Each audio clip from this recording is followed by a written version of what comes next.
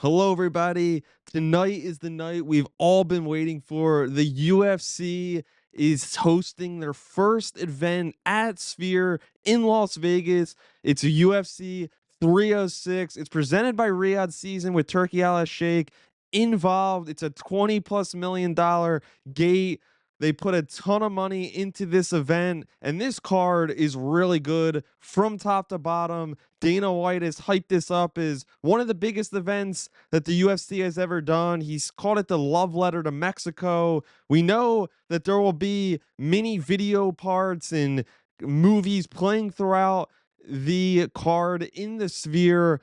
But I want to get into my picks. This is going to be a great card, and let's get into it. The first fight of the night, I'm starting off with one of my favorite picks of the night is Raul Rojas Jr. He's opening up the card in the only early prelim on this card at 7:30 on the East Coast on ESPN Plus. He's over minus 1,000 on DraftKings Sportsbook to win this fight. I got him to win this fight by submission at minus 185, and that is because he's won 6 of his 9 fights in his MMA career by way of submission. He always has a relentless attack when he's trying to get his opponent down. He doesn't stop, even though it came later in his last fight. I do think he's going to get the job done quick against the veteran in this one. But moving up the main card and getting into this main card, some of my predictions. It starts off with a great fight with Ronaldo Rodriguez. Lazy Boy is taking Ode Osborne, who's a really fantastic striker as well. But I'm going to go with Lazy Boy. He's minus 162 favorite in this fight.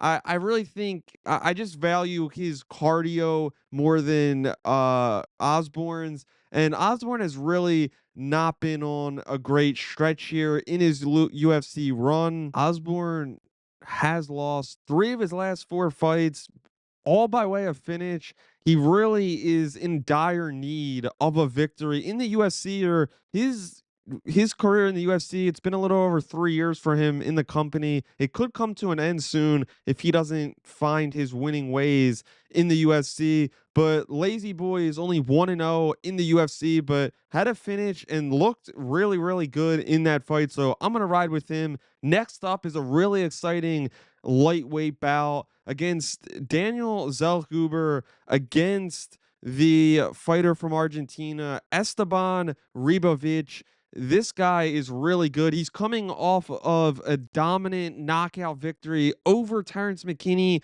just a couple months ago. He trains at Kill Cliff FC, one of the best gyms in the sport. But Zellhuber, who right now is the favorite in this fight at minus 205. I think this is going to be one of the best fights on this card, but I think Zellhuber is going to win this fight. He's the bigger guy. He's 2 inches taller, has 8 inches bigger in the reach department. And I really think that's going to be the biggest factor. He's a longer, rangier fighter. And I really think that Ribovic is just going to struggle to close that gap and close the void to Zellhuber. Zellhuber is 15-1. Esteban is 13-1. So 2 really talented up and coming fighters. But I think the talented Mexican fighter from Extreme Couture, trains with Eric Nixick, and Zellhuber is going to get the job done in this fight. So to start off, I'm going a little chalk. But in the third fight, we have Brian T. City Ortega, who's the underdog at plus 160 in this fight. And he's going up against one of the best young fighters in this sport, in Diego Lopez, who's minus 185 in this fight. But I just think that T City is getting disrespected. He's fought for a title multiple times. He had a massive injury 2 years ago against Yair Rodriguez, came back earlier this year in February, submitted Yair Rodriguez in the 3rd round, looked fantastic. I really just don't get it. I'm going to go with the upset. I got T City to take home the win.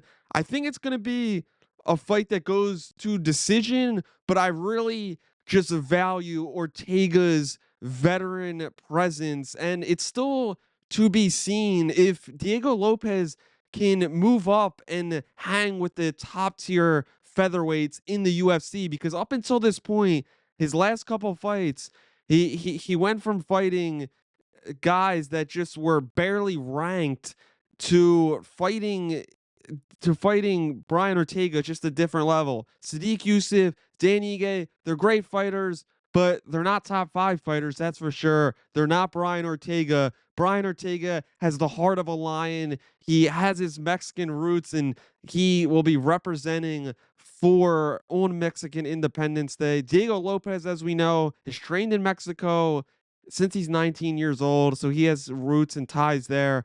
But I'm going to go with Ortega. The co-main event is a rematch from the draw we saw last year at the first edition of Noche UFC. Alexa Grasso retained her title by way of draw, and Valentina Shevchenko is really in need of a win. She hasn't had a win in a couple years at this point. She hasn't won since she beat Talia Santos in 2022.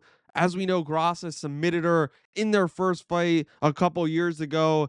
I'm going to go with Alexa Grasso to win this fight. She's minus 130. Shevchenko's plus 110. I think it's a pick 'em, a toss-up fight, just like I think the last one was, and even the main event is a little bit of a toss-up as well. I favor Grasso because she's the younger fighter. Seems like she's been hungrier. Shevchenko, I'm not going to say she lost the step, but her last performance, that wasn't the Shevchenko that dominated that division for over 4 years, a couple years ago. So I'm going to go with Grasso. But the main event, the one we've all been waiting for, SUGA Sean O'Malley. The SUGA Show returns to host the most anticipated UFC event in history against Merab Dvalishvili, the pride of Georgia, who is on a 10-fight win streak over former champions, 3 of them to be exact, in a row. He beat Piotr Yan, he beat Jose Aldo, he beat Henry Cejudo, and he dominated while doing so. This guy is unbelievable, but I think he's running into the best bantamweight that we maybe have ever seen up until this point. In terms of talent, I think Sean O'Malley is that damn good. He is so talented. He's one of the best strikers in the entire UFC right now. He dominated Chito Vera. He knocked out Aljo to win the title. I think this is the SUGA era, as he calls it. I really think he's just coming into his own as a champion. He's only minus 115 in this fight to minus 105 Merab. The line keeps fluctuating all over the place, but between who's favored. But to me, the biggest difference is that Sean O'Malley is 5 inches taller. He has a 4-inch reach advantage, and I think that range is going to be too big for Merab to close that distance, because Merab hasn't faced a guy that is almost 6 feet tall like a Sean O'Malley. He's dominated against smaller guys, like I mentioned, the Aldos and the Yans. Those guys are great fighters, but they're not Sean O'Malley. Sean O'Malley has shown great takedown defense in his last couple fights when when someone has attempted, and guys don't get Sean O'Malley to the mat very often. I think Sean O'Malley is going to win this fight by knockout as well. You don't need the money line. He's going to finish Merab, and he's going to do it in spectacular fashion. But this was my preview and my best picks for UFC 306, Noche UFC. It's happening tonight. I can't wait.